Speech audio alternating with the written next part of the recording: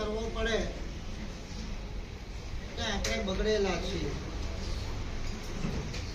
કોઈ પણ ધર્મ સાધના, કોઈ પણ યોગ, એના દ્વારા મારે સારા બનવું છે. ચાહે તપસ્યા કરો, ચાહે ભગવાનની ભક્તિ કરો, ચાહે સંયમ પાળો, ચાહે સ્વાધ્યાય કરો, કોઈ પણ યોગની સાધના પાછળ આપણું એક લક્ષ્ય હોવું જોઈએ. મારે સારા બનવું છે. એનો મતલબ જ એ છે કે આપણે સારા નથી. ગમે તેવો સારો દેખાતો માણસ પણ સારો નથી એવું આપણે છાતી ઠોકીને કહી શકીએ. કારણ કે દરેક વ્યક્તિની અંદર કોઈને કોઈ માઇનસ તો રહેવાના જ છે.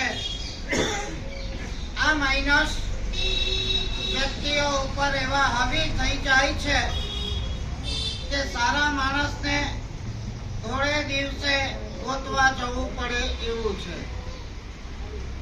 વ્યક્તિની માનસિકતા અને વૈચારિકતા ક્યારે બદલાઈ કહી શકાતી નથી. કોઈના ઉપર અંગૂઠો મૂકીને તમે કહી શકો ખરા? કુશલજી, પેલા એક કાળ હતો, અમારા ગુરુજી કહેતા હતા 100 વર્ષ પહેલા, 90 વર્ષ પહેલા, ઝવેરી બજારની અંદર ધોતિયું, છપ્પો, કેસ અને શું કહેવાય અને પાઘડી પહેરેલી હોય, ચાંદલો કરેલો હોય, એના માટે એમ કહેવાતું હતું કે અજાણ્યો હોય તો એ આંખ મીચીને પૈસા ધીરો.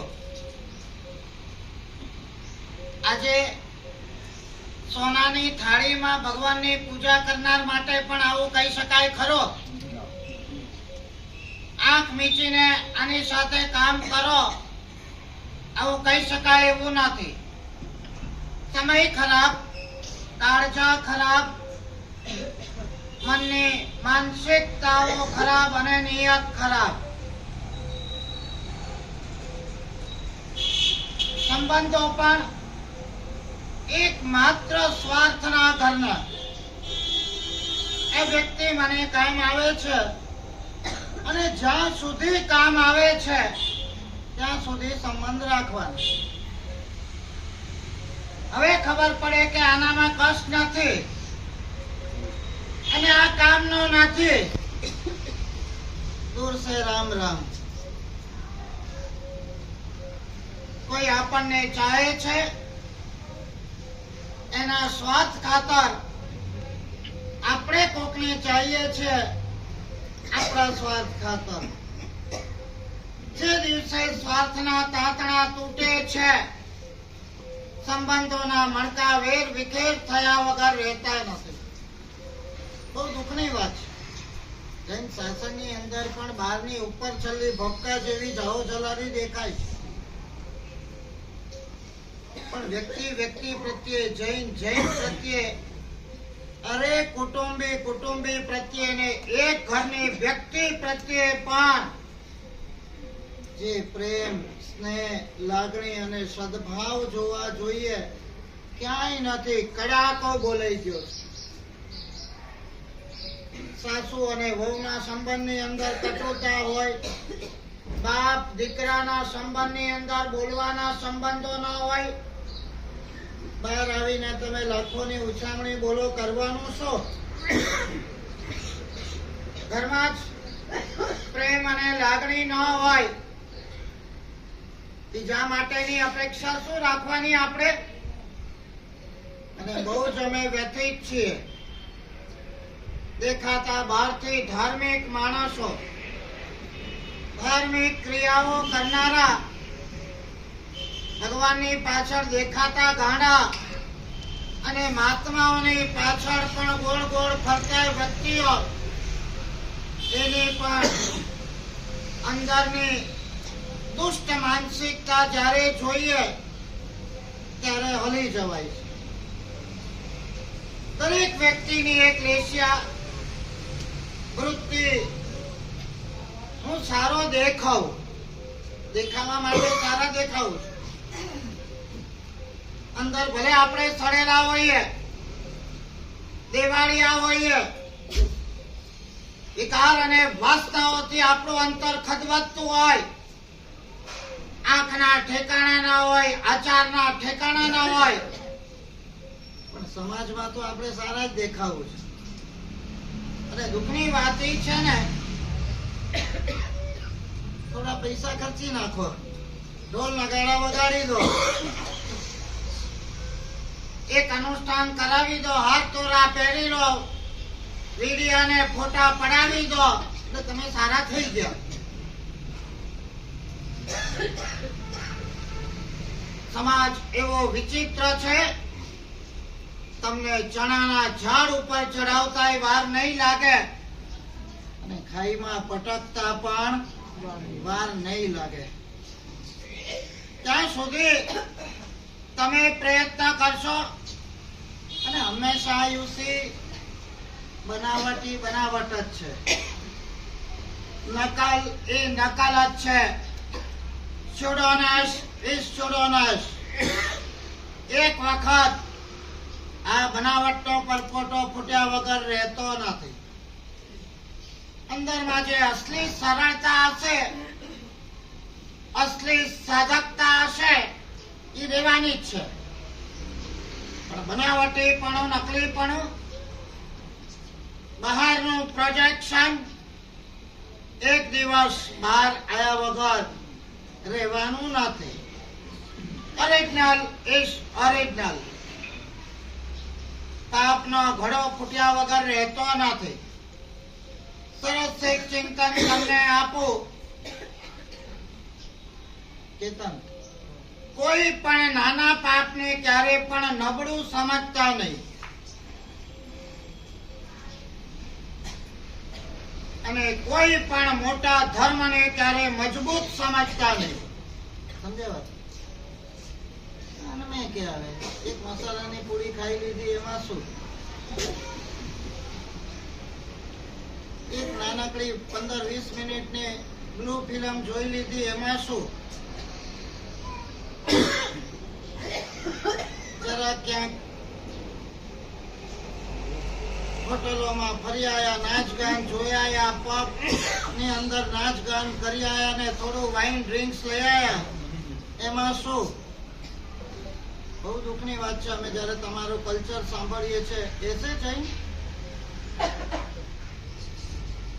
મારા સાહેબ, ઘર ઘરમાં વાઈનો આવી ગયા, ન પીએ તો બોચિયા કહેવાય. ક્યાં જઈને અટકશું આપણે? સામાજિક પ્રસંગો હોય, લગ્નો હોય, બેફામ બની જવાનું. 5 સ્ટાર હોટલો હોય, લોનો હોય, અબક્ષના ખાન પાન હોય અને દારૂને ખાઈને છોડો ઉછળતી હોય જૈનોના લગ્નની અંદર. અને ધર્માત્મા હોય એમાં હાજરી આપે, એમાં શરમ ના આવે. ક્યાંય કોઈ આચારની કટ્ટરતા દેખાય નહીં. ભાઈ આટલે ન જવાય, કરાય તો નહીં, પણ થતું હોય ત્યાં બોલો બોલો તો કરા. થોડી તો કુમારી સત્વ રાખો. પાપની શરૂઆત બહુ નાની હોય છે, પાપના પરિણામ બહુ ખોફનાક હોય છે. હું શું કહું છું? ભૂખી રાખો. કોઈ પણ નાના પાપને નબળું સમજતા નહીં. દેખાતું હોય નાનું પાપ ક્યારે સબળું, મજબૂત, દ્રઢ થઈ જશે ખબર પણ નહીં પડે અને ક્યારે કયા ખાડામાં નાખી દેશે ખબર નહીં પડે. જે કોઈ ખાડામાં પડ્યા છે, રાતોરાત નથી પડ્યા. એની પણ એક શરૂઆત હતી. અમારા એક મહારાજ સાહેબ છે, અત્યારે આચાર્ય છે, એનો ભાઈ પડીકીની આદત ન છૂટે. મેં કીધું યાર, તારા ભાઈ આચાર્ય છે ને તું પડીકી શરૂઆત ક્યાંથી કરી? મને કે શંખેશ્વર જાત્રા કરવા જતા હતા ત્યારથી. દોસ્તો સાથે જતા હતા, વિરમગામ આવ્યું, દોસ્તો પડીકી ખાતા હતા અને મને વિનંતી કરી. કોઈની વિનંતી તો ઠુકરાવાય તો નહીં. મસાલાની હોય, ગુટકાની હોય, દારૂની હોય, વાઈનની હોય, આ આપણો સ્વભાવ તો દાક્ષિણ્યતા વાળો છે, કોઈને ના તો પડાય નહીં.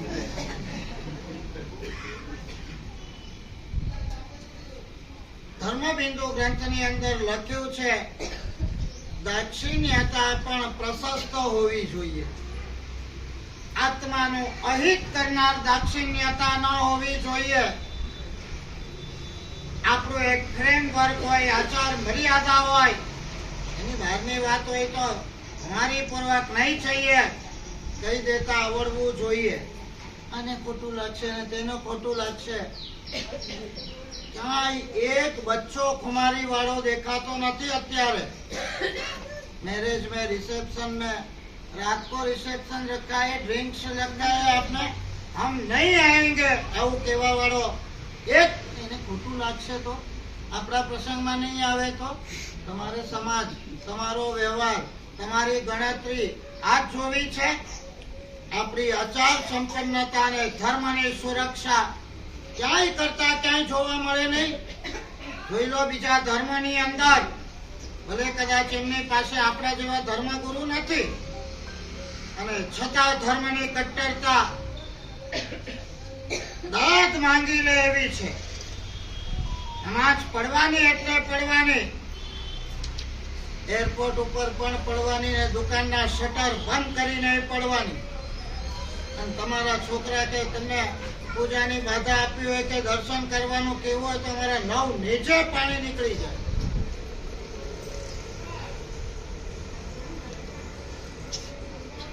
થોડી તો કોઈ ફ્રેમવર્ક હોય કે ના હોય?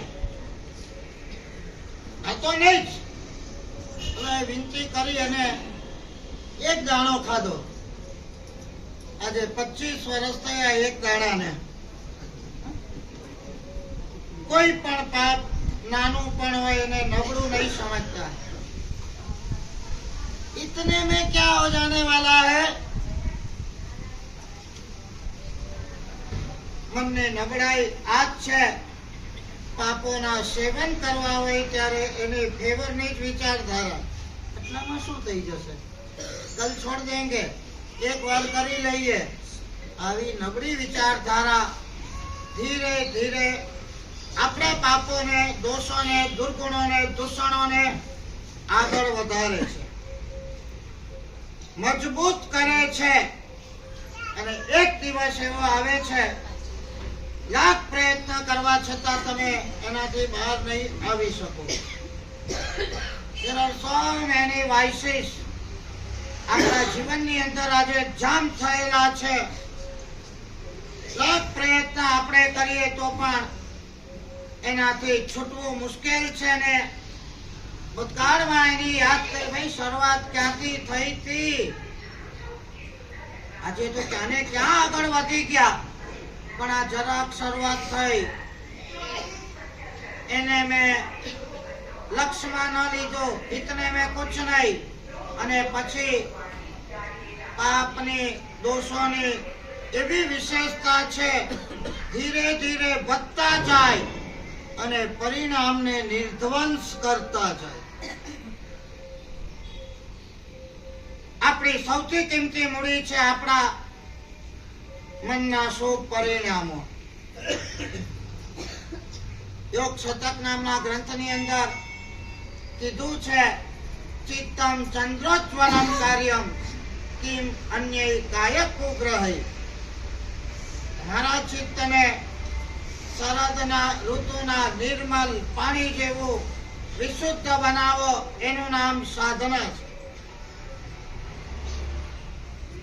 આપણી કિંમતી મૂડી આપણું પવિત્ર અને શુદ્ધ મન છે. જરાક ડોટ્સ લાગ્યા, ખૂબ વિચાર આવ્યા, ખરાબ વિકલ્પો થયા અને મન ખરાબ થાય છે. એ સૌથી મોટા દૂષણો આપણા છે. અને આજે એક નહીં તો બીજી રીતે આ સમાજની અંદર આપણે જાતે કરીને આપણા મનને, જરૂરી નથી કે કોઈ વિષય વાસનાના વિચારોથી જ મન દૂષિત થાય. કોઈની ટાંગ ખેંચાઈ કરવાનું મન થયું એ પણ મન દૂષિત. કોઈ આગળ વધે છે ને ઈર્ષ્યાના ભાવ જાગ્યા એ પણ મનની દૂષિતતા. ધંધામાં ઓલો આગળ ન વધી જાય, વીને ખાધા વીને ભોગવ્યા, अब मुझसे कुछ होने वाला नहीं है। બોલો આગળ વધશે તો આપણે કશું કરી નથી શકવાના, પણ બળી બળીને ખાક થઈ જઈએ આ પણ મનની દૂષિતતા જ્યાં પકડવા જઈશું આપણે, જ્યાં સુધી પૂર્ણ જાગૃતિ નહીં આવે, આ બહારની સાધનાઓ થોડું પુણ્ય વધારી દેશે, થોડા સુખ પણ આપી દેશે, નકામું નથી કશું. આ ધર્મની ઇતિશ્રી નથી. કોણ માણસ છે આમાં ધર્માત્મા? આમ ગુડ પર્સન, હું સારો છું, ક્લીન પર્સન, હું ક્લીન છું, ચોખ્ખો છું. એક વ્યક્તિની તાકાત છાતી ઠોકીને કહેવાની નથી તો કઈ વાંધો નહીં. હવે તો ડિસાઈડ કરો, જે તે સમયે મોહના અંધાપામાં આંખ મીચીને જે પણ અકાર્યો થઈ ગયા, બસ નાવ હવે નહીં, આટલું તો નક્કી કરો. ઉંમર જાય છે, આયુષ્ય ઓછું થાય છે, મોત તરફ ઢસડાતા જઈએ છીએ, અને આજ રફતાર હશે. What will happen? શું થશે આપણું? 25 ને 30 વર્ષે ઉંમરે જે દોટ, જે વાસના વિકારો, જે સુખની લાલસા, 50-60 વર્ષે પણ જો આની આ જ વાત હોય, 30 વર્ષ કર્યું શું? ધર્મ ધ્યાનનું રિઝલ્ટ શું? લાખો રૂપિયા સુકૃતમાં નાખ્યા, એનું ફળ શું? આવા વાસુ પૂજ્ય સ્વામી દાદાની સાલગીરીઓ આપણે મનાવીએ ત્યારે દાદાને કહેવું પડે, દાદા તમે સારા થયા, દાદા તમે શુદ્ધ થયા, દાદા તમે શુદ્ધ બુદ્ધ નિરંજન નિરાકાર થયા. એક ગ્લિમ્સ આપણા આત્મા તરફ ફેંકીએ તો ખબર પડે કેટલા કાળિયા આપણી અંદર જામ થયેલા છે. ક્યાંય શુદ્ધ ભાવ નહીં, શુભ ભાવ નહીં, શુભ અધ્યવસાય નહીં. જે મહાત્માઓ ઊંચા ઊંચા સાધનાના અધ્યવસાયની અંદર રમતા હોય, એમાંના લાખમાં ભાગનો પણ આખી જિંદગી વ્યવહારમાં જ કાઢી નાખવાની છે. કોઈ સ્વાધ્યાય, કોઈ શુભ ભાવ, કોઈ ધ્યાન, કોઈ ચિંતન, કોઈ અંતર્મુક્તા, કોઈ આત્માભિમુક્તા, કશું જ નહીં. ત્યારે સમજવું પડે કે આપણે ક્યાં જઈ રહ્યા છીએ. પ્રવચનના ટૂંકા પ્રવચનનો સારી લઈ જજો. હું સારો નહીં દેખાવ તો ચાલશે, પણ સારો બોલો. છેલ્લે એક જ લીટી તમને પૂછું છું, ફોટો સારો જોઈએ કે એક્સરે સારો જોઈએ? બોલો સર, ફોટો સારો જોઈએ કે એક્સરે સારો જોઈએ?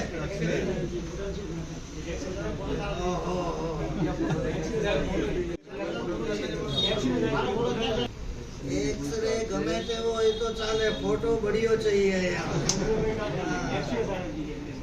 હવે એમ કહો, સારા દેખાવું છે કે સારા બનવું છે? બોલો, સાચો જવાબ આપો. હવે આજ સુધીનો પ્રયત્ન શું છે? આજે પણ પ્રયત્ન શું છે?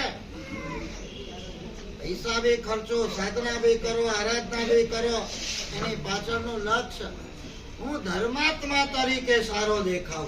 ભલે ધર્માત્મા પણ દેખાવું અંદરથી બનવું નથી.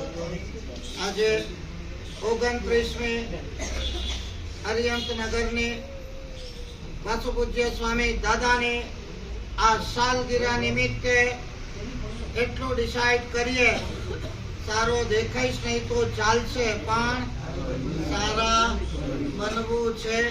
દાદાને આ જ પ્રાર્થના કરજો કે મારે સારા બનવું છે, સારા બનવામાં તો મને સહાય કરજે. પૈસા કમાવામાં સહાય કરજે, કાર્ય સિદ્ધિમાં સહાય કરજે, વિઘ્નને દૂર કરવામાં સહાય કરજે. આખી જિંદગી આ ભૂતાવળમાં ગઈ, હવે એક જ પ્રાર્થના, સારા બનવામાં મને તું સહાય કરજે. આ અરિહંતનગર જયઘોષ મહારાજના હાથે પ્રતિષ્ઠા થઈ હતી ને, મને લાગે છે પુણ્ય રેખાની પ્રવૃત્તિની પદ પણ અહીંયા હતું. એક વખતે દીક્ષા પણ હતી, 5 દીક્ષા. એમાં અમારા અપરાજિત મહારાજની ભાણીની પણ દીક્ષા હતી. અને તમને જાણીને આશ્ચર્ય અને આનંદ પ્રદાન થશે, એની અંદર અમારા ગુરુદેવ હેમચંદ્ર સુરી મહારાજ અને હું પણ હાજર હતો. 29 વર્ષ પછી આ સરસ મજાનો મોકો મળ્યો. જૂની બધી યાદ પણ તાજી થઈ. ખૂબ હર્ષોલ્લાસથી આપણે આગળ વધીએ.